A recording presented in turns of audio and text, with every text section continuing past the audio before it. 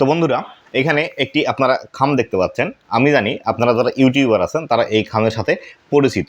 কেননা এই যে খামটি আছে, এই খামটি যদি আপনার অ্যাড্রেসে না আসে তাহলে সেই ক্ষেত্রে আপনি একদম ইউটিউবার হিসেবে কখনোই কিন্তু আপনি ইউটিউব থেকে একটি টাকাও ইউটিউবের যে ইনকাম আছে সেটি আপনার হাত পর্যন্ত নিয়ে আসতে পারবেন না। তো বন্ধুরা, এই যে এই খামটি দেখছেন, এই খামটি আমি কিভাবে পেলাম এবং আপনারা কিভাবে পাবেন সেই সম্পর্কে আজকের এই ভিডিওটিতে বিস্তারিত আলোচনা করব। আপনারা অনেকেই আছেন যারা ইউটিউবে কাজ করেন, কিন্তু কাজ করা অবস্থায় যখন আপনাদের চ্যানেলটি মনিটাইজেশন হয়ে যায়, মনিটাইজেশন হওয়ার পর এই খামটির যখন আপনারা আবেদন করেন সেই খামটি কিন্তু অনেক সময় আপনারা পান না, বা অনেক সময় নানা ভুল কাজগুলো করার কারণে এই খামটি কিন্তু আপনাদের ঠিকানায় এসে পৌঁছায় না। আর এই খামটি যদি আপনাদের ঠিকানায় না এসে পৌঁছায় তাহলে সেই ক্ষেত্রে আপনি ইউটিউবের ইনকাম করার টাকাগুলো আপনার হাত পর্যন্ত নিয়ে আসতে পারবেন না। তো বন্ধুরা, ভিডিওটি খুবই ইনফরমেটিভ হতে চলেছে।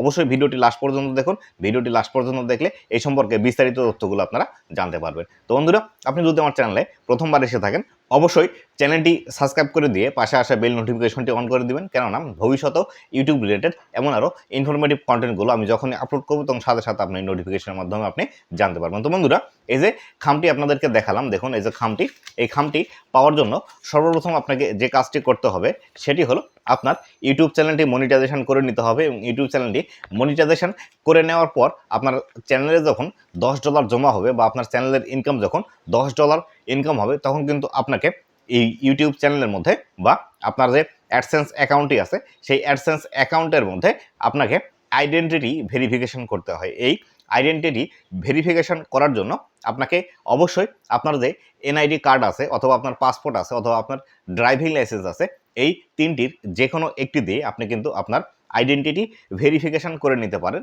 আর এই আইডেন্টিটি ভেরিফিকেশন আপনি যখন করবেন তখন কিন্তু অটোমেটিক্যালি আপনার এই যে খামটি আপনাদেরকে দেখালাম, অ্যাডসেন্সের যে চিঠি বা অ্যাডসেন্সের পিনের চিঠি, এটা কিন্তু অটোমেটিক অ্যাক্টিভ হয়ে যায়। তবে অবশ্যই একটি বিষয় মনে রাখবেন, আপনি যখন আপনার এই আইডেন্টিটি ভেরিফিকেশন করবেন, আপনার যে ঠিকানাটি আছে সেই ঠিকানা লেখার সাথে সাথে একদম ঠিকানা লেখা শেষ হলে একদম শেষে গিয়ে আপনার ফোন নাম্বারটি অ্যাড করে দেবেন। তাহলে সেক্ষেত্রে যে কাজটি হবে, আপনার বাসা যদি শহরে হয়ে থাকে তাহলে সেই ক্ষেত্রে আপনার যে পোস্ট অফিসের পিয়ন আছে আপনাকে খুঁজে পেতে সুবিধা হবে। বা আপনার যদি পোস্ট অফিস থেকে বাসা অনেক দূরে হয়ে থাকে তাহলে সেই ক্ষেত্রে যে পিয়নটি আপনার এলাকায় থাকে সেই পিয়নটি আপনাকে ফোন করে আপনার লোকেশনটি জেনে নিয়ে তারপরে কিন্তু আপনাকে খুব সহজে পৌঁছিয়ে দিবে। তো বন্ধুরা, আমি কিন্তু এই কাজটি করেছিলাম। আমি যখন আমার এই অ্যাডসেন্সের চিঠিটি ইস্যু করেছিলাম বা অ্যাডসেন্সের মধ্যে আমার যখন আইডেন্টিটি ভেরিফিকেশন করেছিলাম, সেই আইডেন্টিটি ভেরিফিকেশন করার সময় আমার ফুল অ্যাড্রেসটি দেওয়ার পর তারপরে কিন্তু আমি সেখানে আমার ফোন নাম্বারটি অ্যাড করে দিয়েছিলাম, যার ফলশ্রুতিতে এই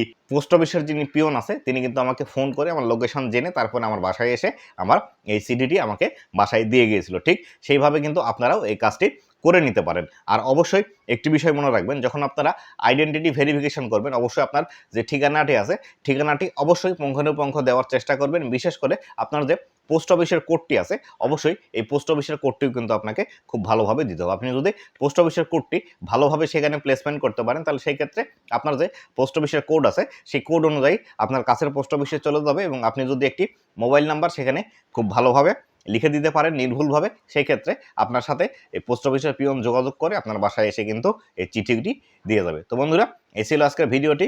আপনারা যদি আপনাদের চ্যানেলের মধ্যে এখন পর্যন্ত আইডেন্টিটি ভেরিফিকেশন করতে না পারেন তাহলে সেই ক্ষেত্রে আমি এখানে ভিডিও দিয়ে দেবো, অবশ্যই সেই ভিডিওটি আপনারা দেখে নেবেন। তো বন্ধুরা, ভালো থাকবেন, সুস্থ থাকবেন, আবারও দেখা হবে নতুন কোনো ভিডিওতে। ধন্যবাদ সবাইকে।